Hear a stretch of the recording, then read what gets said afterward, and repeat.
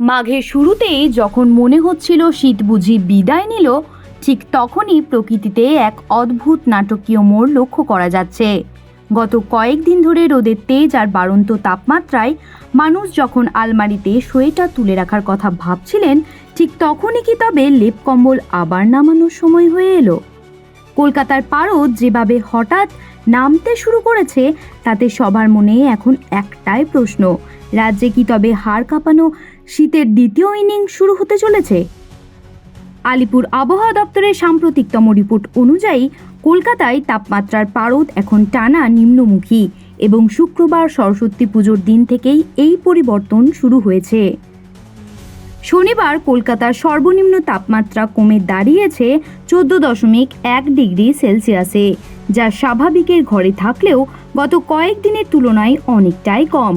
শুধু কলকাতা নয়, জেলাগুলোতেও ঠান্ডার দাপট বেশ ভালোই টের পাওয়া যাচ্ছে এবং নদিয়ার কল্যাণী 9.5 ডিগ্রি তাপমাত্রা নিয়ে দার্জিলিংয়ের পরেই রাজ্যের শীতলতম স্থানের তকমা ছিনিয়ে নিয়েছে।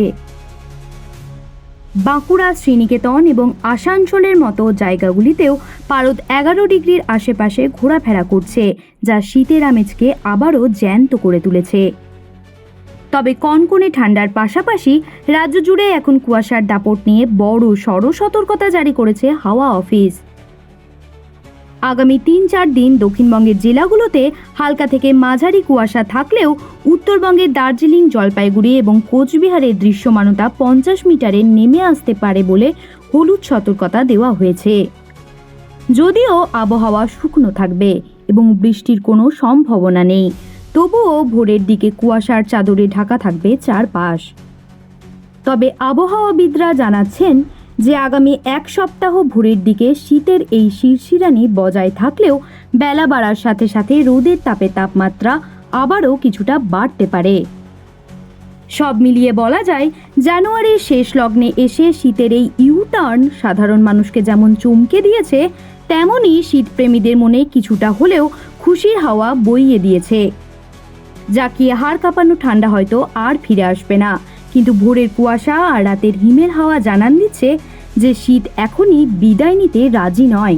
এখন দেখার বিষয়, মাঘের এই অবশিষ্ট দিনগুলো আমাদের জন্য আরও কতটা কনকনে আমেজ উপহার নিয়ে আসে। আবহাওয়ার পরবর্তী নতুন আপডেট পেতে চোখ রাখুন আমাদের চ্যানেল হেডলাইন্স কলকাতায়। জ্যোতি সরকারের report, headlines Kolkata. Ma, there's this new Bengali matrimonial website, BABandhan.in. It's safe, verified, and just for us. Really? देर न करें, आज ही रजिस्टर करें।